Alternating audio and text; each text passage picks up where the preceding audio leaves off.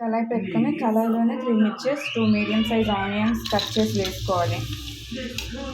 Chillies మిర్చెస్ వేసుకున్న తర్వాత మగ్గడం కోసం కొంచెం సాల్ట్ వేసుకొని బాగా కలుపుకొని మూత పెట్టుకొని గోల్డెన్ బ్రౌన్ అయ్యేంత వరకు కలుపుకుంటూ మగ్గించుకోవాలి.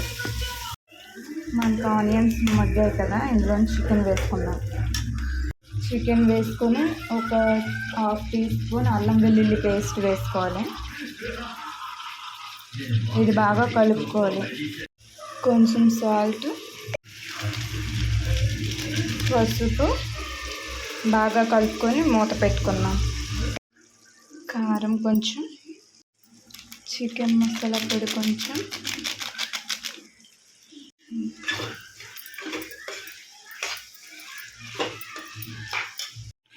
రెండు పెద్ద సైజు టమాటాలు కోసి వేసుకోవాలి. బాగా కలుపుకొని మూత పెట్టుకొని మగ్గించుకోవాలి. ఇంకొంచెం సాల్ట్ వేసుకొని టమాటాలు మగ్గించుకోవాలి. కూర అయిపోయింది. కొంచెం లాస్ట్లో కరివేపాకు వేసి దించుకుంటే కూర గుమగుమలాడుతూ చాలా బాగుంటుంది.